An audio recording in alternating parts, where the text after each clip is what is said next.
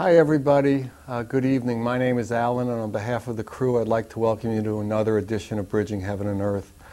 And when I was riding over here tonight to the studio, I was thinking about what this show was going to be like tonight and what the guests really represent.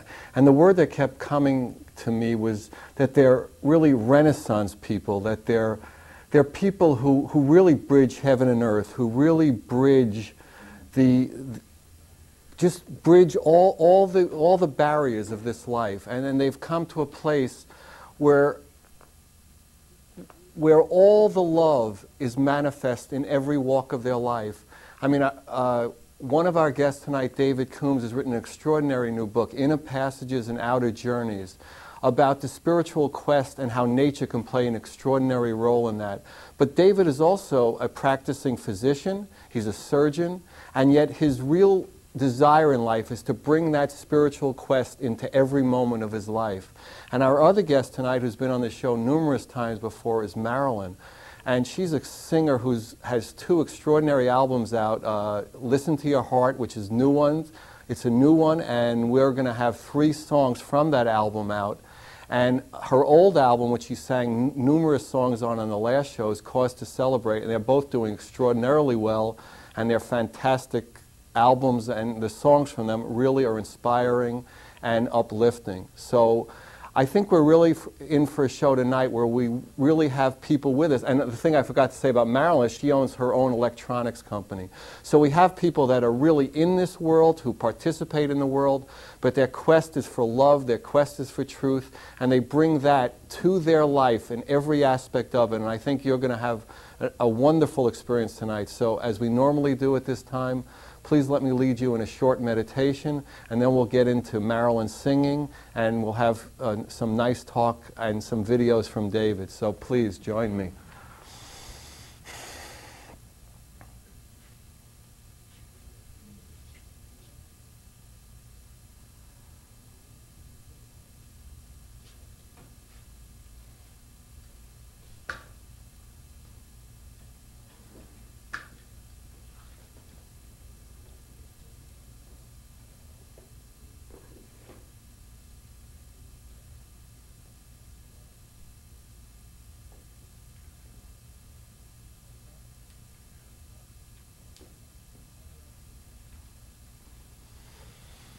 Thank you. So we're going to start tonight's show with Marilynn singing Listen to Your Heart from her new album of the same name, Listen to Your Heart. Marilynn?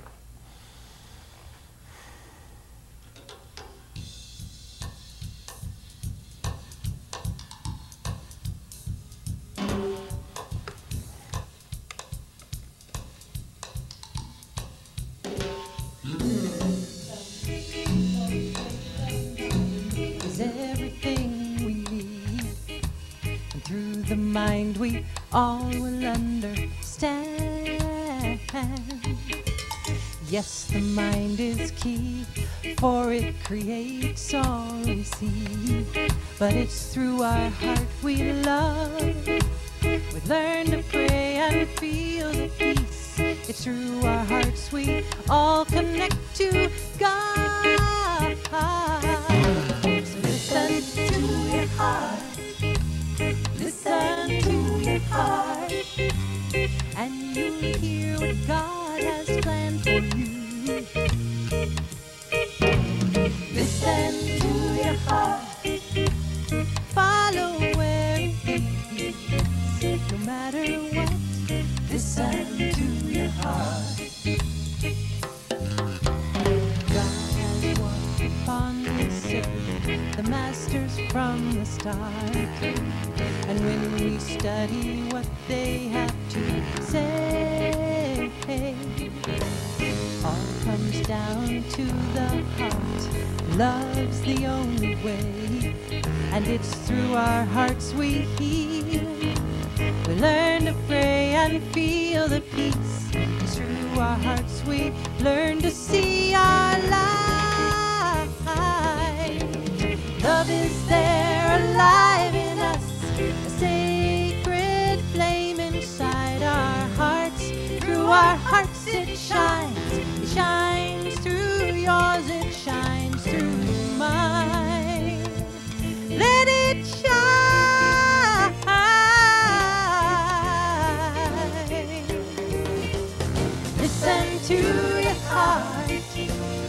Listen to your heart, and you'll hear what God has just for you. Listen to your heart, follow where it leads, no matter what. Listen to your heart.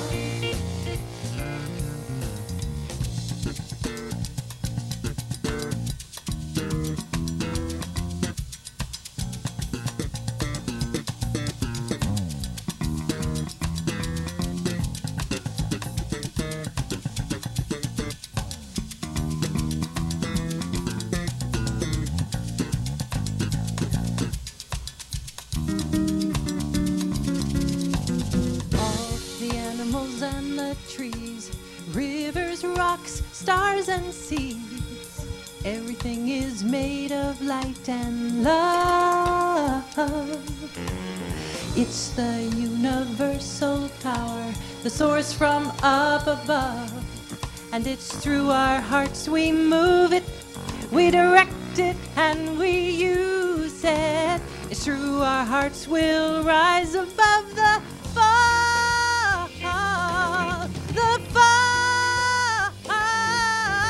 Listen, listen, listen to your heart, and you'll hear what God has just for you. Listen to your heart, follow where it leads, no matter what. Listen to your heart. No matter what, listen to your heart. You gotta listen, people. Listen to your heart. Listen to your heart. You gotta listen. You gotta listen. You gotta listen. You gotta to your heart. You gotta listen, people. Listen, people. To your heart.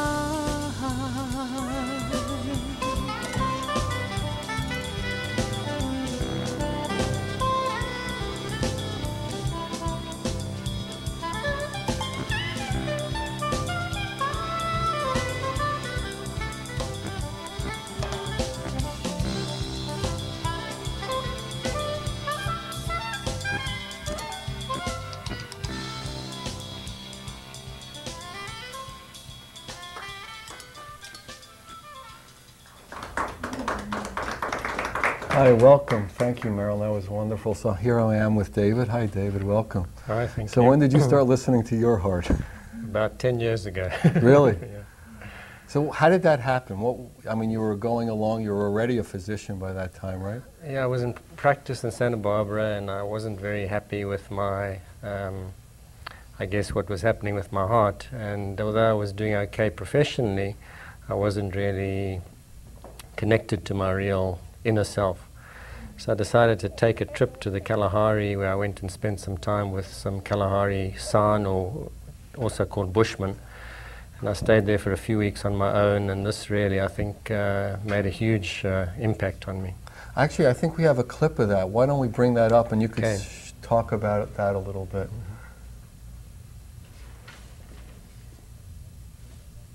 Yeah, this is actually the beginning. You can see these are the group of people that I was with, and you can see they're quite different to the usual Africans you think of. They're much more almost mongoloid in appearance, with high cheekbones, peppercorn hair.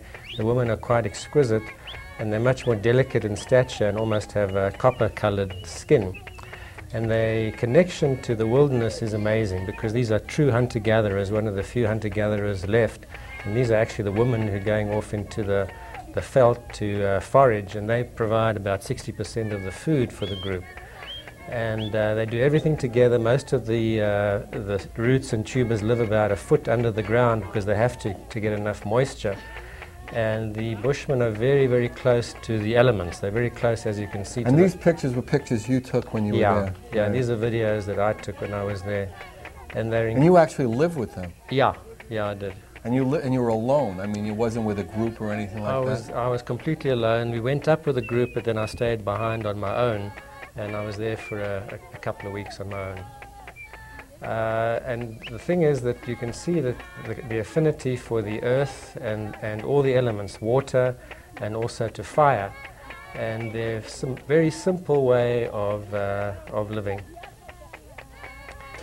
And this tremendously affected your life. I mean, just being out there with them. I mean, you grew up in Africa, in South Africa. That's right. And you used to be in the woods a lot, but it's kind of like you had to return to that after a certain number of years later, right? That's right. I returned with sort of a different awareness, a different consciousness, and it only was after I spent time with the Bushmen that I really started to shift my attention. I'd always done a lot of wilderness trekking in South Africa, but it was much more outward bound, so to speak. But after the Bushmen, I started to realize that there was another way of being in wilderness, and to incorporate not just the goal-oriented type of attitudes that we tend to have, but an inner aspect to being there. And they embrace that by the fact that they need to have so-called left and right brain skills. They need to have the intuitive just as much as the hard skills, intellectual, cognitive stuff to survive. So interestingly enough, here's someone, a Stanford-trained physician, right? One of the finest schools in the United States, going to the Kalahari to really find himself in a way. Exactly. Yeah. And the Bushmen who didn't go to Stanford or Harvard, their education was a lot less than yours, but they were obviously your teachers in some extraordinary way. Absolutely. They were far more sophisticated than we are in terms of their social interaction. The interesting thing that struck me is that they embraced all the principles we're used to seeing in mystical people that spend years and years meditating. They live in the moment, they have a lack of judgmental attitudes, they have unconditional love for their kids, a sort of unconditional positive regard for themselves, a very low sense of ego, tremendously humble people. And they do this without any esoteric technique, but they do have a spiritual practice, which I believe is their affinity for nature. For nature, and that prompted you to start that you want to experience this more, and you want to, if possible, lead other people into this experience. Exactly. I think that if we can emulate their model as much as possible, we can't be hunters and gatherers. It takes years to get that type of knowledge. But we can go into the wilderness with as little between us and wilderness as possible. And the less we have that separates us from nature, the more we start to acknowledge the spiritual benefits of it. So, and then you formed a group called Inward Bound, right? Right. Mm-hmm. And that basically is outward bound with the other aspect. Yeah, you need to have the intellectual, cognitive, that they call the hard skills to survive and not get into danger. But in addition, you need the more intuitive, receptive, almost feminine skills in order to get into the space of what's called whole brain experience. And the book also talk about the other models which go back millennia, which talk about other models of embracing the polarities, left and right, yin-yang, sun-moon, and so on. And how interesting to me, because so many of us in I would call the Western world might not get a chance to go back to Africa except for short periods of time, or the Sinai, or you go to Peru a lot. I mean, how do you bring that back? How do you incorporate that? You still operate on prostates. You still, that's right. Right? I mean, you still have a practice. You still, people come in, and we talked about this before, and fearful because their health is. Yeah. And by the time they go see you as a surgeon, there could be a lot of fear there. Absolutely. So how do you bring that love and that oneness and that consciousness of living in the moment? How do you bring that, say, home with you to Santa Barbara? Yeah, I think it's hard to really vocalize, but I think the more whole I am and the more I tend to balance my own self, then the more it sort of reflects on the patients. So I think these trips that I do are very good for my patients. In fact, my patients often encourage me to get away because they know it helps them. This is starting to annoy them and your staff. Yeah, my secretary tells me when to get out. You're starting to get obnoxious and full of ego again. Exactly. You're starting to act like a surgeon. Yeah, then she tells me it's time to leave. So she's your booking agent. Exactly. She'll give you the ticket every now and then. That's exactly how it works. So, and you go really all over the world taking these treks, in a sense, right? Well, I've focused more on southern Africa, especially Peru, and I've done some trips to the Sinai, and I'm starting to do more in the backcountry of California, which is incredible. You don't need to go anywhere, really. Yeah, in essence. So, when you do that, do you find, like, you were talking to me earlier about that the African experience is one way to describe it is more masculine or more outward bound, although you're trying, whenever you go there, to bring that inward experience. How would you describe that? Yeah, the thing about Africa is there's so much to learn there. There's so many new things, especially for Americans who go there. There's all these animals, there's bird life, there's just a plethora of stuff out there, and people want to know. There's a so-called getting to know phase. They want to know what it is, what it does, what it eats, how it mates. And people tend to get out of the other aspects of wilderness by focusing their cognitive brain on all these intellectual things that are nice to learn. So in other words, they have to almost deal with their survival, so they can't really go on to the next step. The inner step or something like that. That too. It's knowledge and information they want to get, and also survival. For many people, they're terrified, absolutely terrified.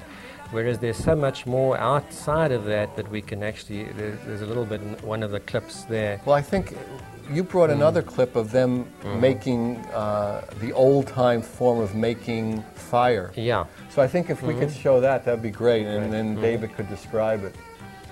Okay. Well, as I was saying, the thing about the affinity for the elements is that they are so close to the elements that they have to be in the present moment. And here they are making a fire in the old-fashioned way. It's a hard male stick and a soft female stick. It requires a lot of downward pressure. It's a tremendous skill. And you don't operate with these type of tools? No. Not in the operating room. No, Cottage Hospital wouldn't allow that. I'm still embracing both polarities. Otherwise, I probably wouldn't be here. Right, exactly. But you can see it's a fascinating way to make fire. And if you have to make fire this way, you are connected to fire, and they have all sorts of mythology relating to fire and how it came about and so on.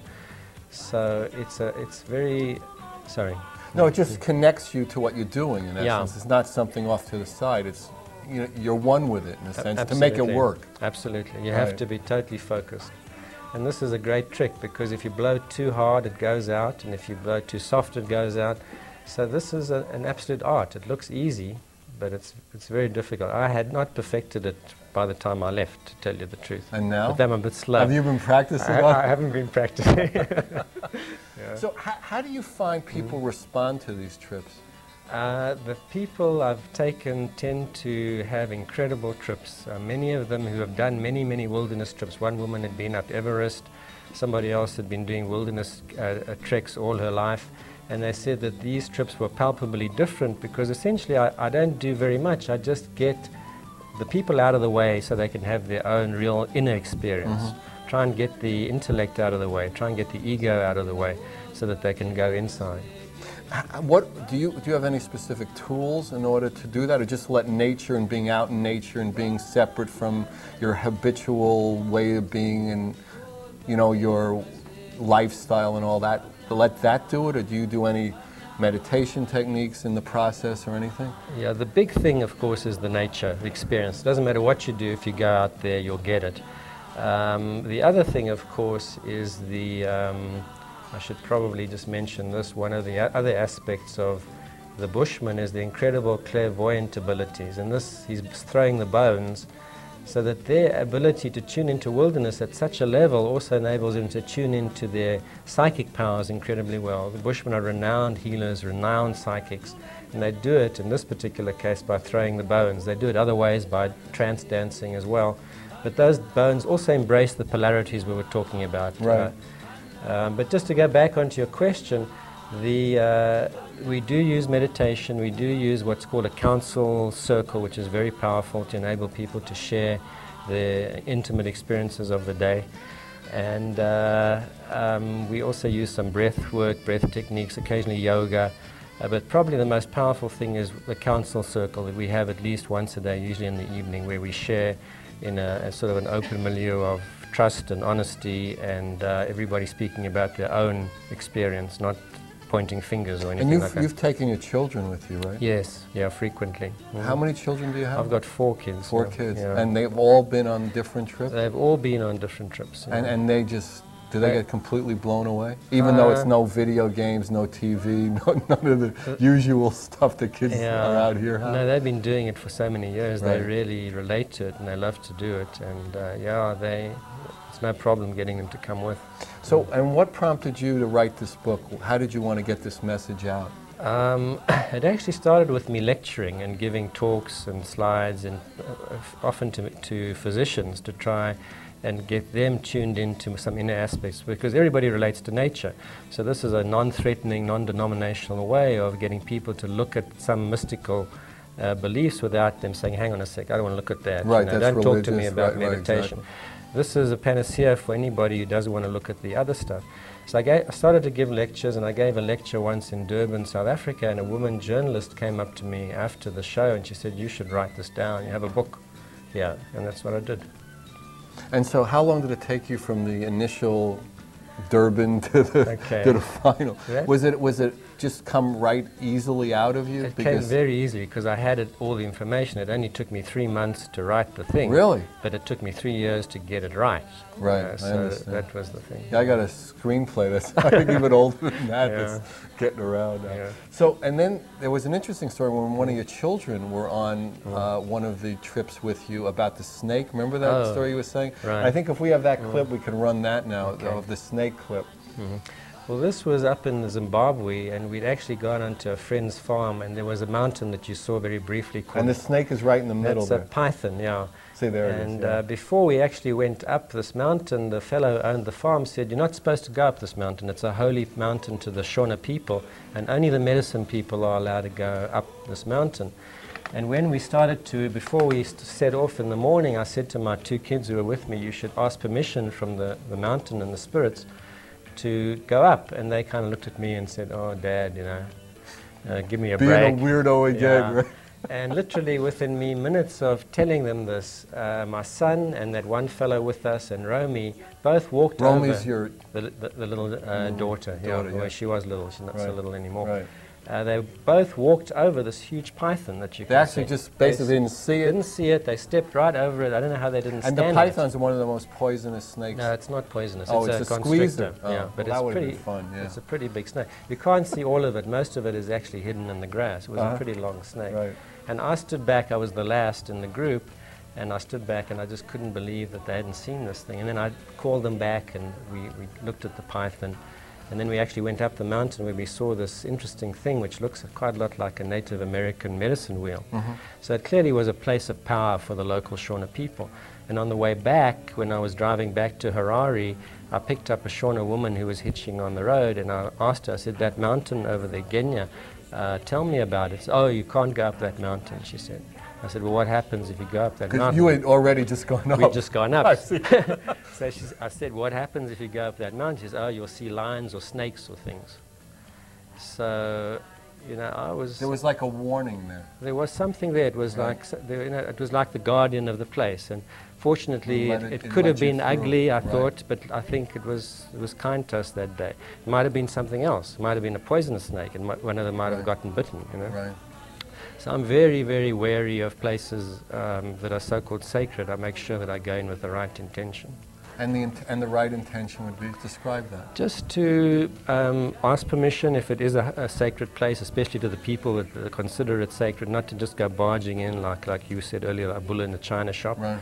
And maybe even to make a little offering or something, and just basically to center oneself and just go in with integrity. With love, integrity, and humbleness. Right. That's how we try to get guests on the show, but we haven't succeeded. So, and you find that, do you know, if you don't go for a certain amount of time, do you feel yourself almost missing it, and like almost not even as a thought, but almost as a hunger, an inner hunger? It's not only a hunger, but it becomes a necessity. Like at the moment, I'm off to South Africa tomorrow, and I really... Tomorrow? Tomorrow, Oh, wow. I really need to go. I mean, I need to go desperately. And are you going with a group, or is this yourself? Just myself. I'm going with a few friends. We're going to meet up later and go up to the bush country for about a week. But it's mainly a book promotion. Oh, really? Yeah. In South Africa? Yeah. Oh, wow. Yeah. As we were talking before, I used to be, speaking of Renaissance people, I used to be a tax lawyer. I guess I still am in some way, but we were talking about that's a write-off. So right, I could write it off. You know. So you're going to go back into the Kalahari? No, I don't have time for that. I'm just going to do a little tour for a week, and then I'm going up to what's called Venda, which is the northern part of southern Africa, where there's some extraordinary rock art, some amazing, beautiful country, a lot of game. and some very interesting people who are very, very artistic. How do you feel about hunting, or hunting over there, or hunting with the indigenous people, or hunting here with big guns, with, big, you can't miss with lasers? And, what is your feeling on that? I mean, I have mixed feelings about it myself. Clearly the bushman, the hunting is, that's survival for them. I think if hunting also is done with the right intention, with integrity and with honor, it can be a very good thing. I think something like bow hunting must be extraordinary, because you really, again, have to be like a bushman, tuned in to get the animal. Would you say, could you have the right intention and have it as a trophy on the wall with the the antlers? I would doubt that. That would be a hard call. Yeah, that would be a hard call. But then again, maybe if you have the animal, right, what are you going to do with it? What are you going to do with it? Guess, so eat it, and then maybe have it there. But I think just to be cognizant of what one is doing out there, and also obviously not to. Some of the places are hunting endangered species. Well, not endangered, but for very little money. Like you can hunt leopards where I'm going for like $1,000. It's ridiculous.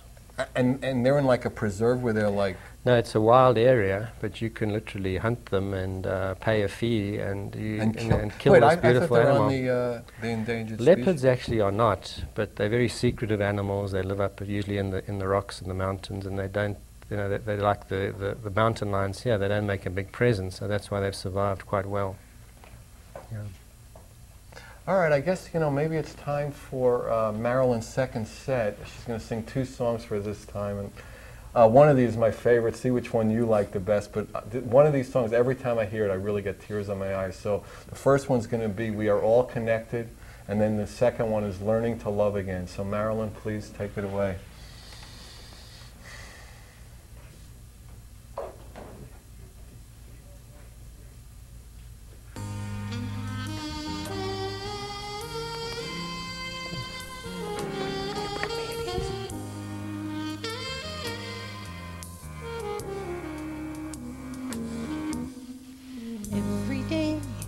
Every way, my life is changing. My life is changing. I'm coming alive.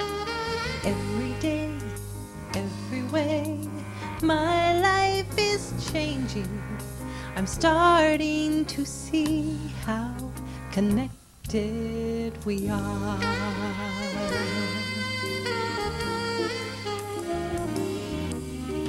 Every day, every way, my love is growing. My love is growing. I'm feeling alive. Every day, every way, my love is growing.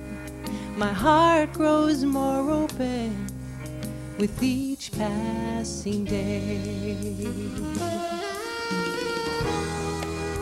And we're all connected. We're moving through the night. We're all connected. So let our spirit fly. Let it fly.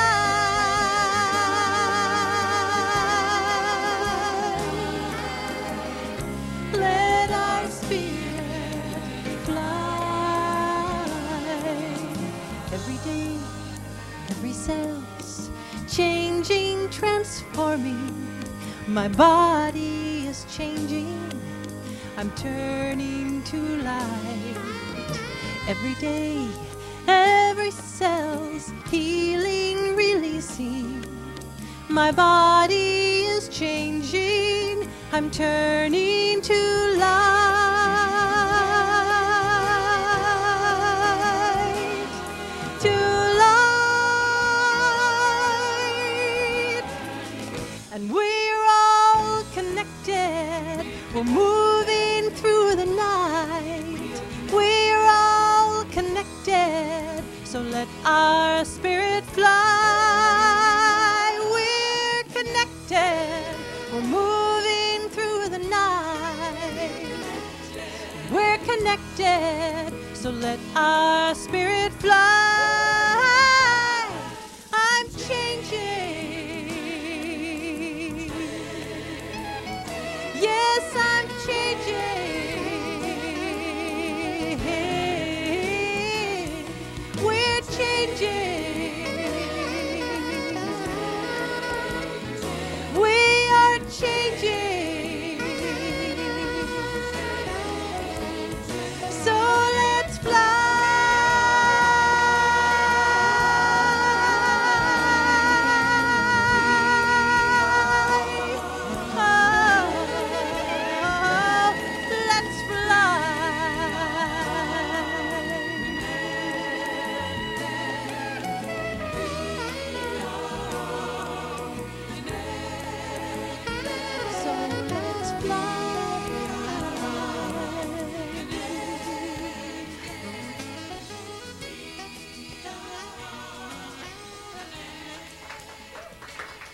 Thank you.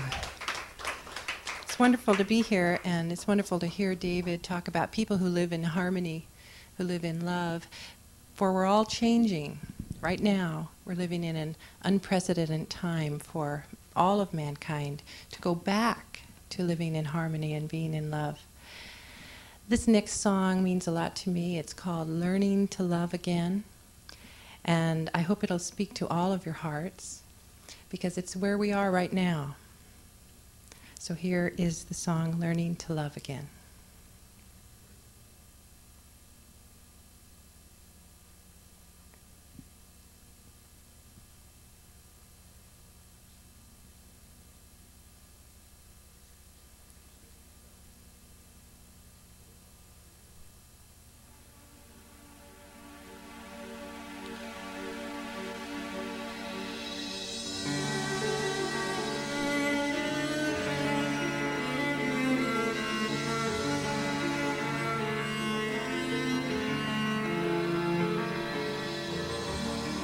To all we've mistreated, this song's for you. Through our hearts we feel the pain, friend. We are learning to love again. We are learning to be love again.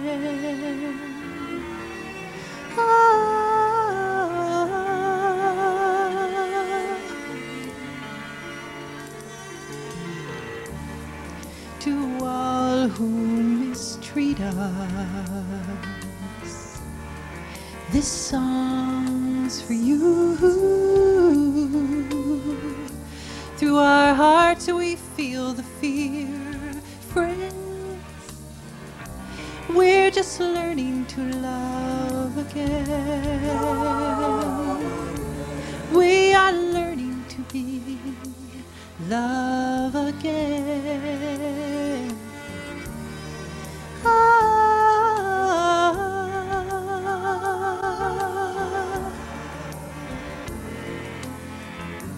Take our hands, Spirit's calling. Take our hearts, set us free.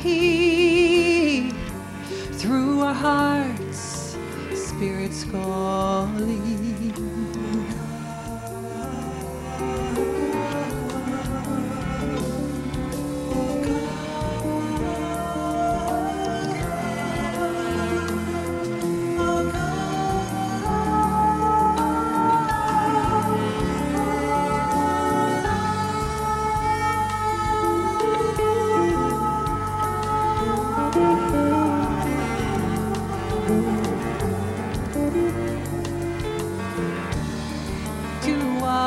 Shall love us, this song's for you. Through our hearts we feel the joy, friends. We are learning to love again. We are learning to be love again. Learning to be love again. Learning to be love again. Learning to be love again. Oh,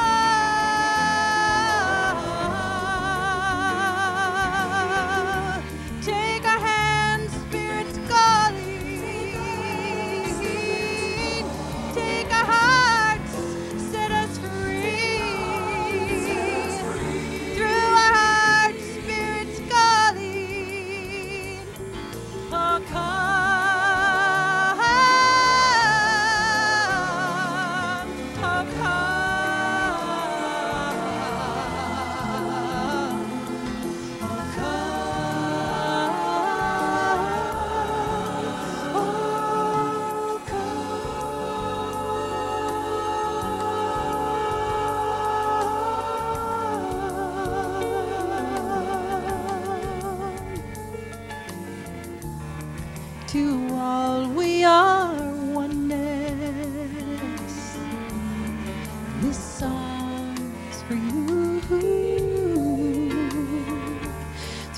hearts we feel the joy. Friends, we are learning to love again. We are learning to love again. We are learning to be love again.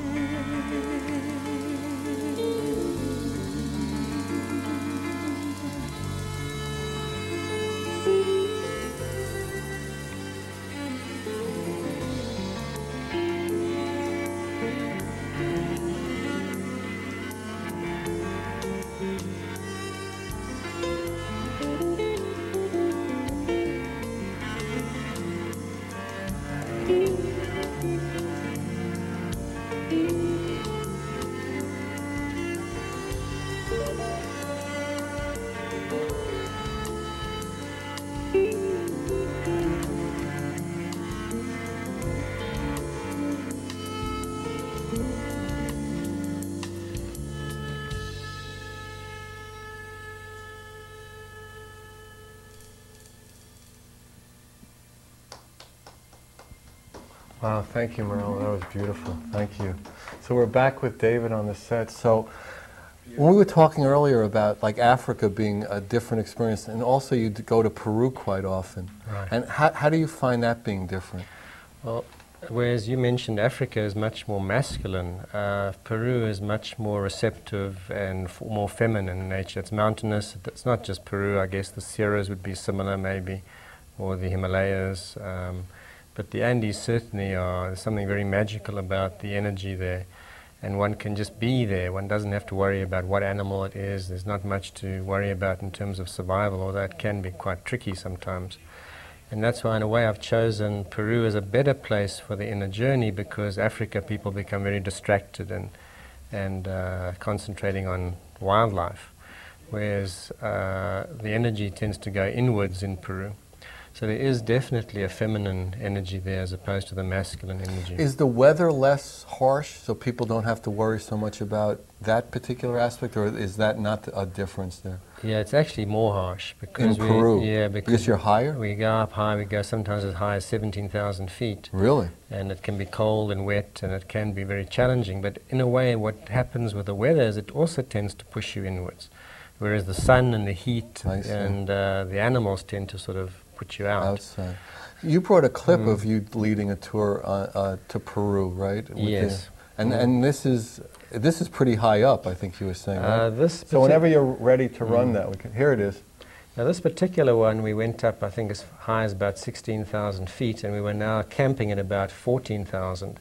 And you can see the horses in the background. We essentially have it all set up so people don't put themselves in a survival situation. They have people to take care of the horses carry their gear, and all they have to do really is walk and enjoy. Even in the evening, cooks prepare the food, and they can truly go inwards.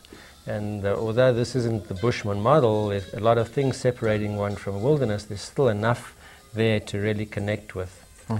And this is us actually saddling up, going off for a day's walk. And people love the horses because they don't actually have to watch their feet, and they can really just meditate on the horse. And if they don't want to ride, they can walk. So it's quite a special thing. So do you advertise these tours in journals and things like that, or just people starting to get to know about it and get in touch with it? Actually, at the end, well, let me give it now. If anybody wants any information about Marilynn's CDs or albums or anything like that, or David's tours or book, please call me at 805-687-2053. I'll try to remember to say it at the end, but it's 805-687-2053. Or check the website out and you get all the information, the 800 number. It's www.heaventooearth.com. So you also talk in your book about archetypes and how these experiences, these wilderness experiences, bring that out and bring that consciousness into being. How would you describe that? Yeah, well, there are many archetypes in wilderness. There's the Earth Mother archetype, the self archetype, the persona or the ego that comes up often as a shadow, which we see often on trail. their sacred space archetype and so on. So it's very easy to intimately connect with these, and then in Africa, of course, there are other things that start to come up, signs and metaphors and so on. So if one is receptive to these archetypes and these signs, these metaphors and all these other phenomena, one actually breaks into a completely, in a bigger dimension. There's just so much more going on. In Africa, there's also a very big primeval dimension that people tap into.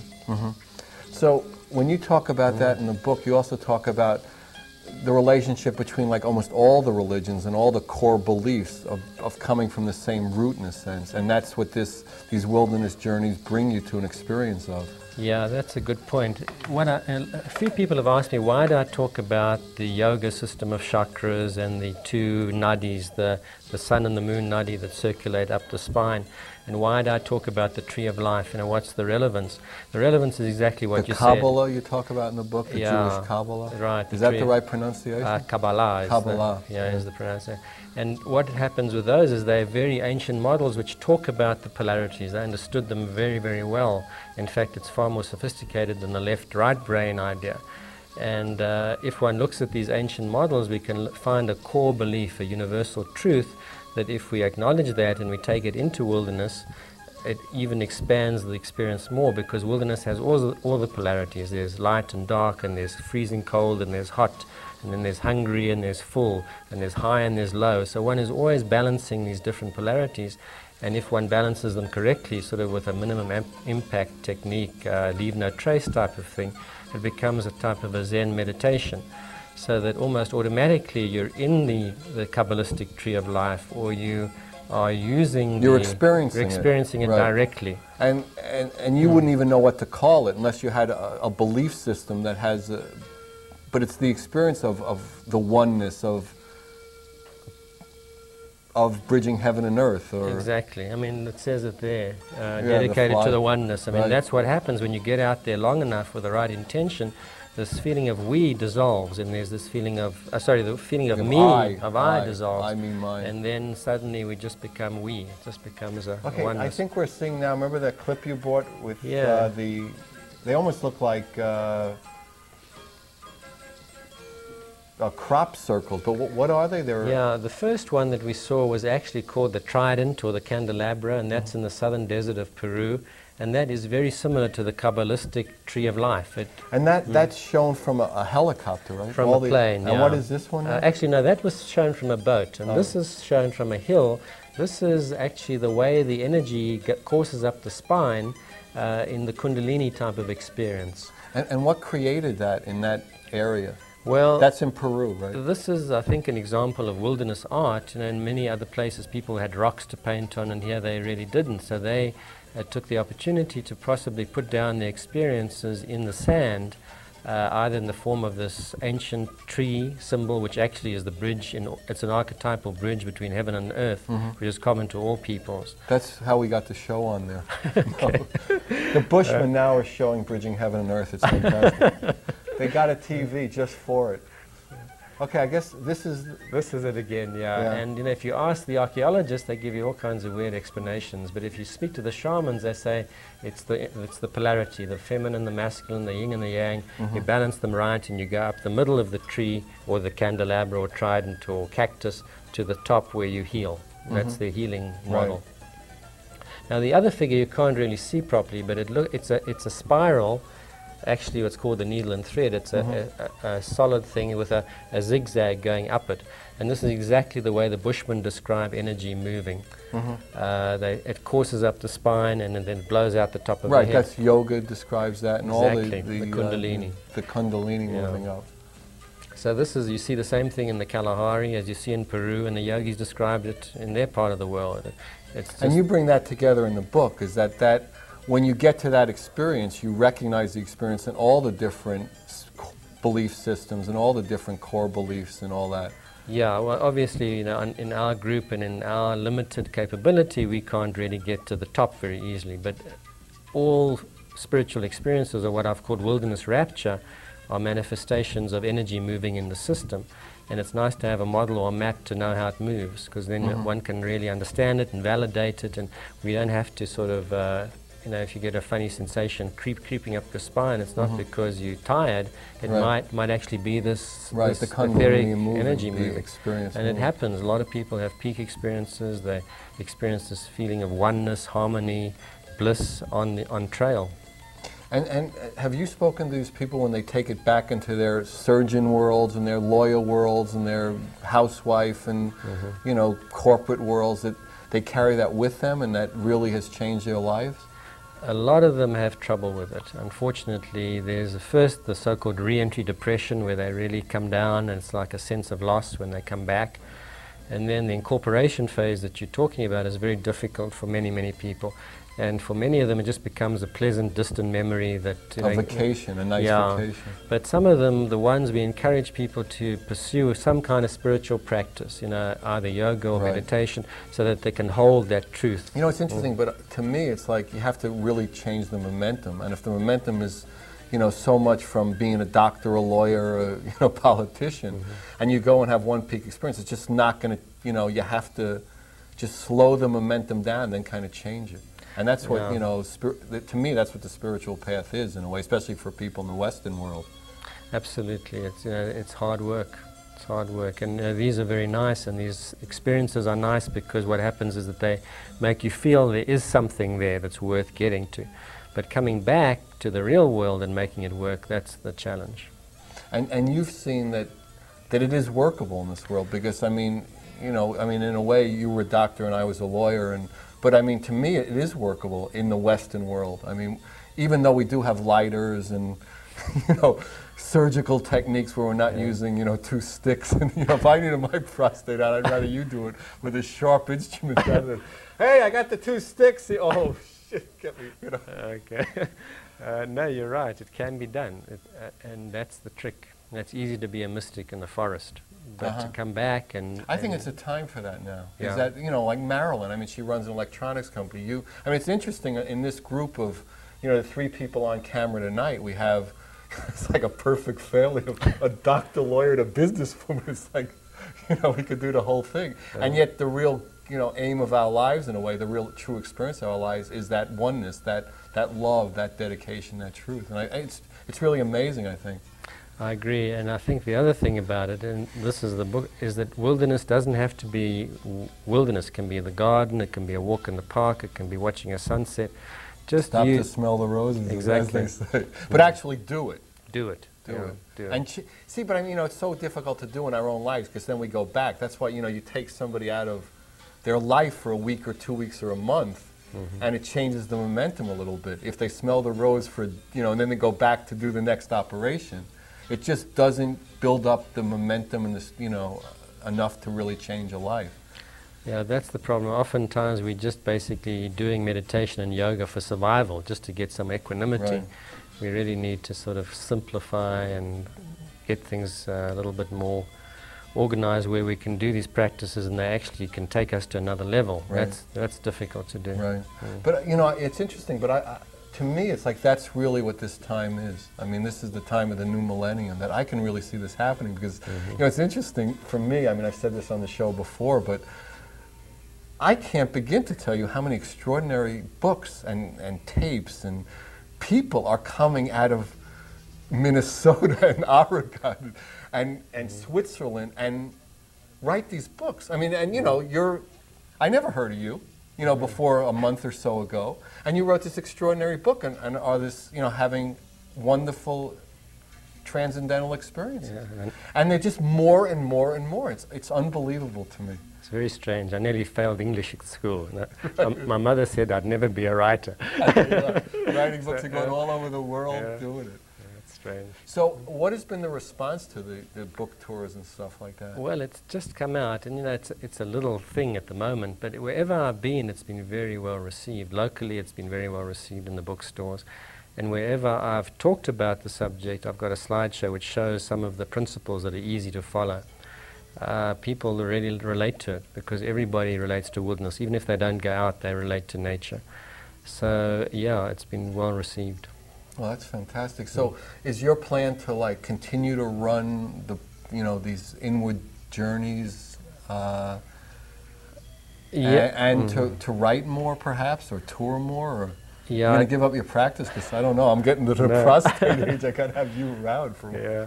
No, I'm not going to give up my practice because I enjoy it, but I'll just see which way it takes me. I have another book already. Which, oh, you do? It's written? It's written, I'm just trying to get a publisher, which is more general. It's not to do with wilderness, it's just generally on healing, just on the principles of healing. Again, looking at these primal models and seeing what we can learn from them. And the inward bound thing, maybe next year, but this year I'm busy with the books. I don't have time for more than 1 or 2 trips a year. And then I also need, you asked earlier, do I advertise? I don't. I take friends and you know, I like to know the people I go with now because I want it to be a holiday for myself. You want it to be fun for you? Yeah. Yeah, actually, we've had people on who've led journeys like this, and people go and they end up drinking and you know, it turns into like, oh my God, I'm 17,000 feet in the air. These people are lunatics. You know, it's like, yeah, that has happened. It has happened to you? We've had a couple of like that. At the beginning, right? In the beginning, when we used to advertise, we had a few people like that, and now I won't take anybody unless somebody recommends them personally, somebody that I know, because it's too much work. It's not, those are the people I should be taking, but I don't have the energy to take them. Right. And I just need to get back to my practice and have some semblance of healing myself on the trip. So do you find that that every time you go on these trips you get like a little deeper, a little more inner, a little more connected, a little more experience? That you know, in other words, like the way we've been talking, the momentum is really changing for you to be really inwardly connected and bring that back more and more and more? Yeah, it's very subtle, so I don't notice it, but things are definitely changing. I mean, now I'm sitting here talking to you. I could not even conceive of myself doing this 5 years ago. I couldn't conceive of myself writing a book 5 years ago. It was just never anything I was going to do, so something is happening. Right, there is a movement. There's something happening. Yeah, you know, I mean, I've been involved, I don't want to say how many years because people think I'm 9,000, but I mean, you know, just doing this thing, and it really does evolve, and you know, more and more, and you find yourself lighter and lighter and lighter and more joyful. So, all right, I guess on that note, I guess we're winding our way out, another show, and it's been fantastic, and I just want to, you know, thank you for all watching, and you know, thank you for all the kind letters and the emails we're getting through the internet, and you know, I just definitely want to thank you know, David and Marilynn for coming, and just the joy and the inspiration that they brought with them and that they bring out in the world. And I really feel like that bridging of heaven and earth is starting to happen, that more and more people, you could say, are Renaissance people, are people who live in the material world and function in it and know how to do it, but their heart and their soul and their movement is into love. And they're bringing that love back with them into everything they do, into raising their children, into their surgical procedures, into their electronic businesses. They can't bring it into law. That's why I had to stop doing it. So there are certain limitations. But even lawyers maybe are trying, although it doesn't look like it. So I just wanted to, again, remind everybody who is connected to the internet to please check out the site. You'll see all the guests and how to reach them and links to their site. And it's www.heaventoearth.com. That's heaven to earth, all lowercase and one word. And the two is not a two, but a T-O. So it's heaventoearth.com. So I think you'll love the page. It's got all the crew members on it. We're going to start putting pictures and flyers on it and everything like that. So you know, please check that out, and thanks again for coming with us tonight. We love you. God bless you. Good night.